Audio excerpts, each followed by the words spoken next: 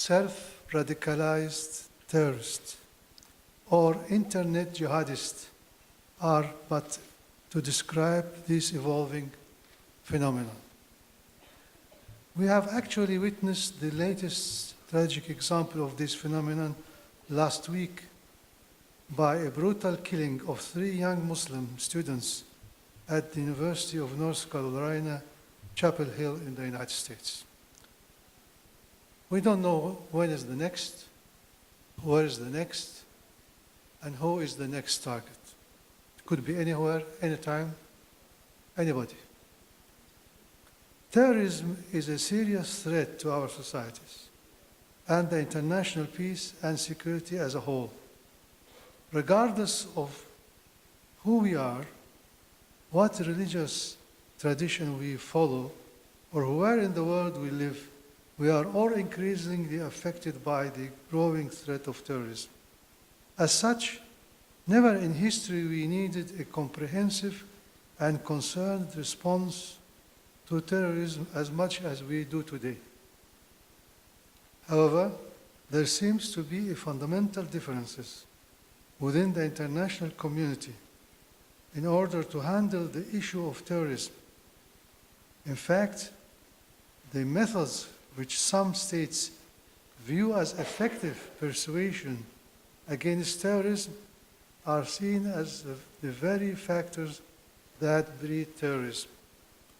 In this regard, let me remind you with the statement made by former Prime Minister of France, Dominique de Villepin, when he said after the Charlie Hebdo massacre, he acknowledged the failure of the French war against terrorism, and he said it was unsuccessful. Without a doubt, the issue of defining terrorism continues to remain as a major challenge to overcome before the international community can unanimously put forward together and chart a way forward to effectively counter and diminish terrorism, be it global or local. And in this context, I would like to allude to the wonderful proposal made by Dr. Laidib a few minutes ago. I think the 2 proposals he made are very significant, and I support that, I commend that. Of course, creation of new international council to counter terrorism, a good idea. It needs to be studied carefully, not to duplicate or to interfere with other institutions. There are hundreds of thousands of issues to be tackled.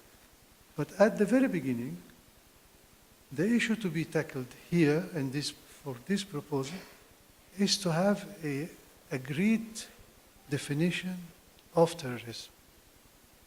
If you don't get an agreed definition on terrorism, this is non-starter. This is why what I'm going to say about the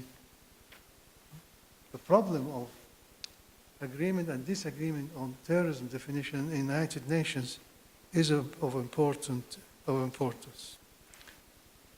Throughout my address, I will try to depict the diversions of opinions within the international community on how to respond to terrorism, illustrate the implications of such diversions, and explain how, throughout my tenure as the former Secretary General of OIC, I tried to contribute to striking a right balance between counter-terrorism efforts and protection of human rights. Ladies and gentlemen, ever since 1972, when the issue of measures to eliminate international terrorism appeared on the agenda of the United Nations General Assembly, a debate among member states have ensued with respect to what constitutes terrorism. Some have argued that a precise definition of terrorism was necessary to develop in order to devise effective strategies to tackle international terrorism. and that there must have been a clear recognition of distinction between terrorism and national liberation struggles.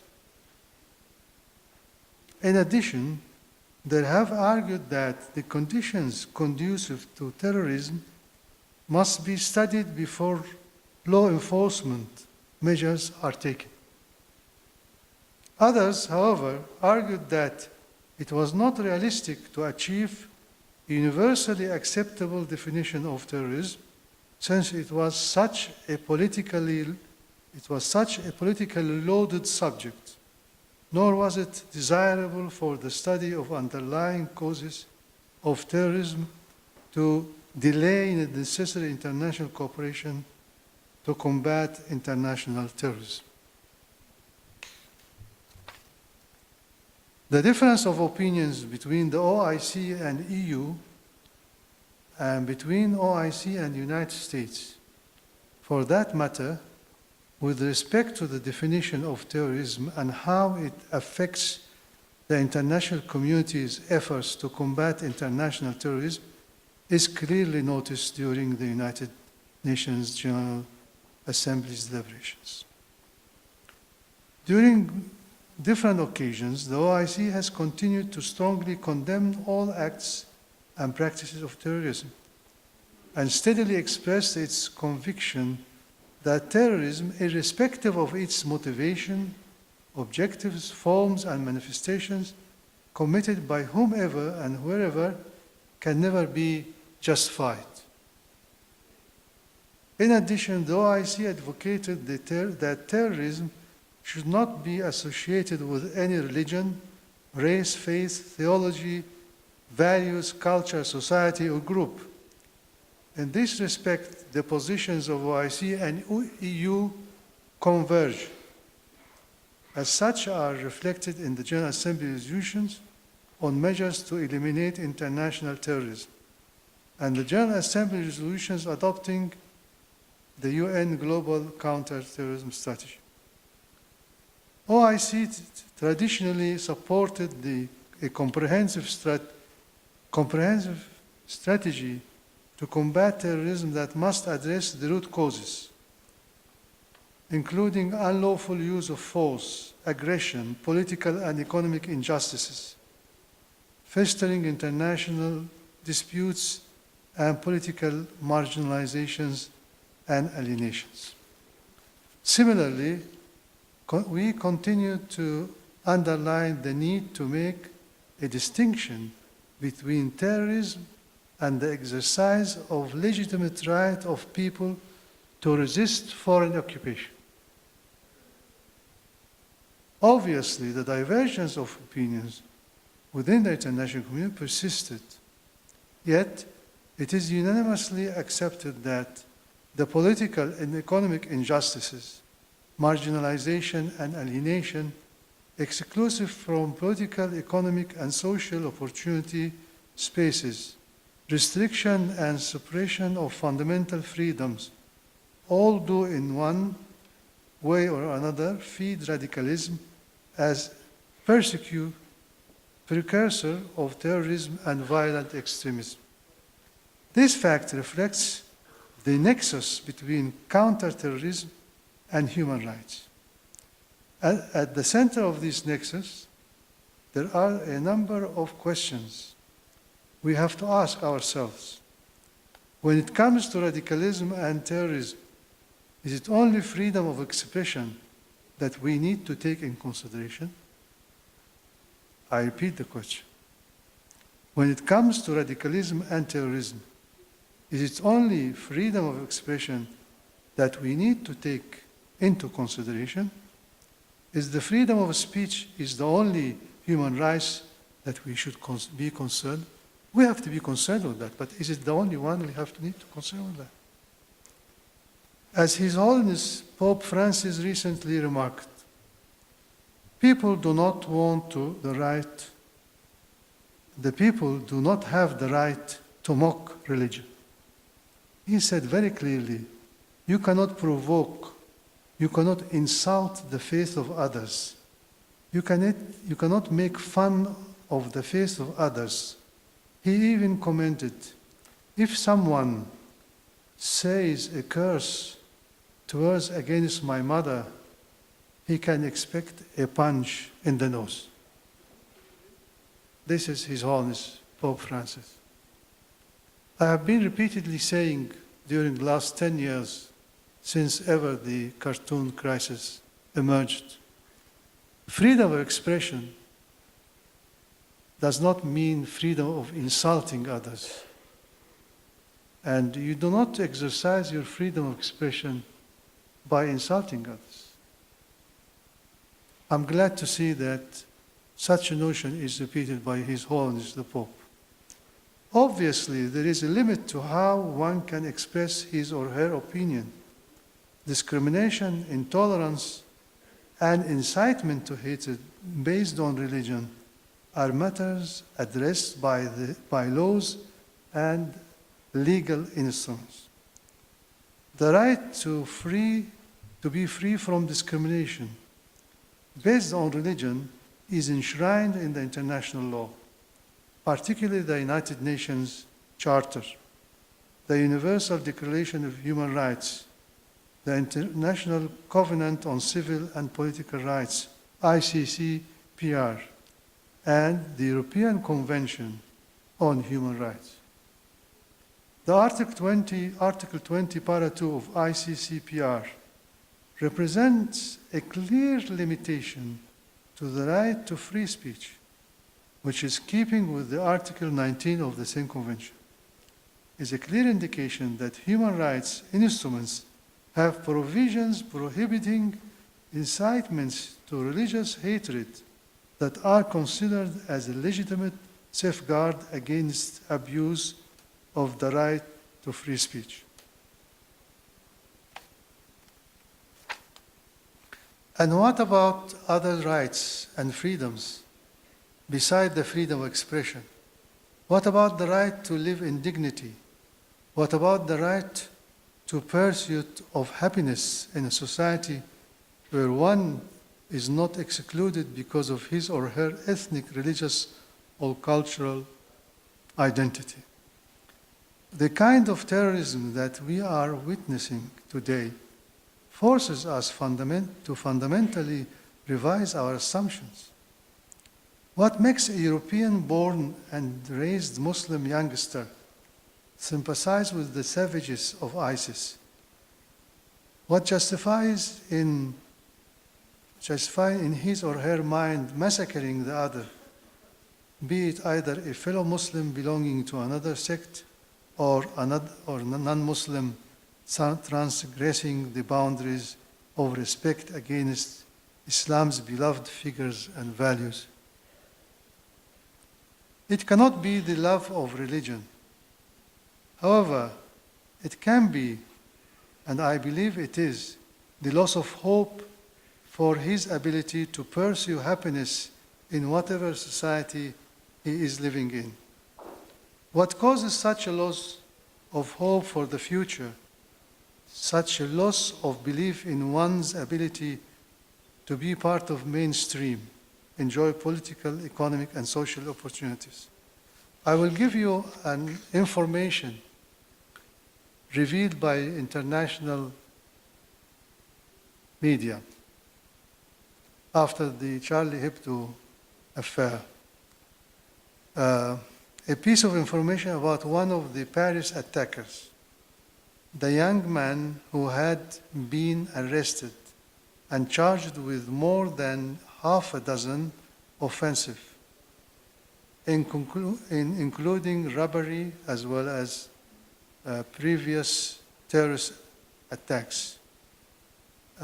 It is revealed that he liked to keep pictures of himself posing shirts on white sand beaches with bikini-clad women.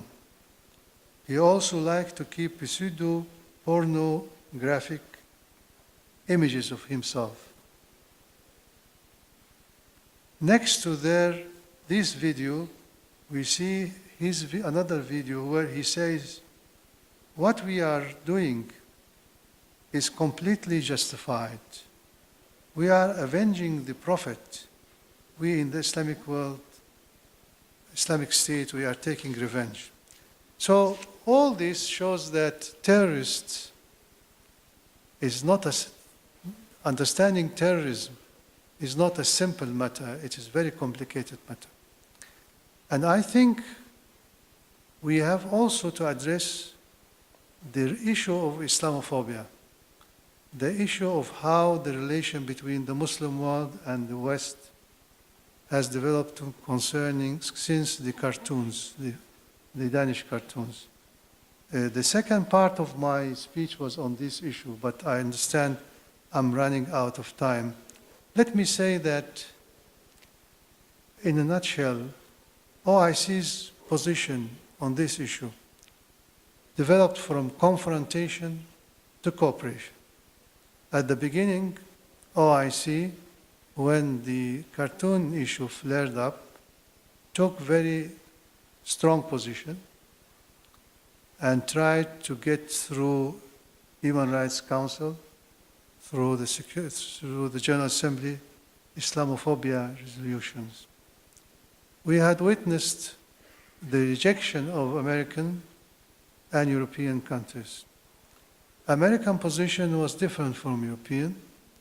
Americans said, this resolution, we have nothing against it, but we cannot accept it because of the First Amendment of the Constitution.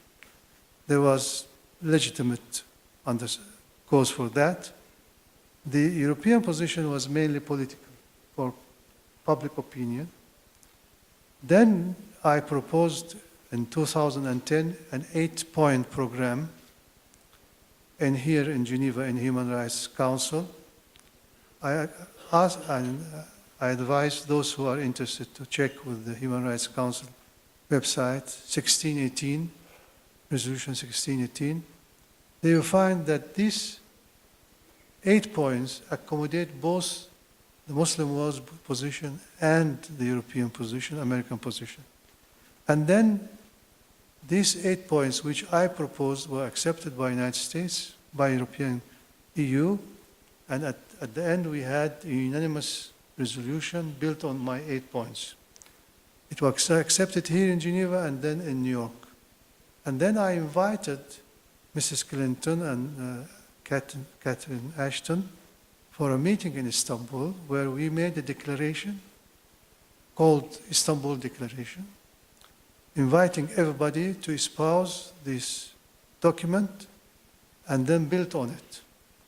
Now, I understand that after I left office, Mrs. Clinton left office, Lady Ashton left office, the 1618 and the Istanbul Declaration became orphan.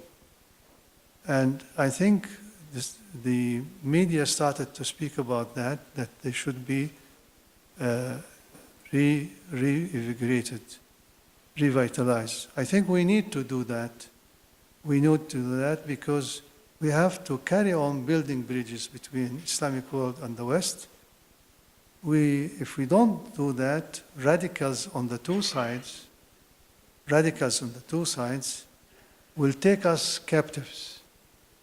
And we should not be captives of others. The moderates should not be the captives of the radicals. With this in mind, I thank you all for listening to me, and I thank the organizers for their wonderful hospitality, and I wish this meeting a success. Thank you. Bye.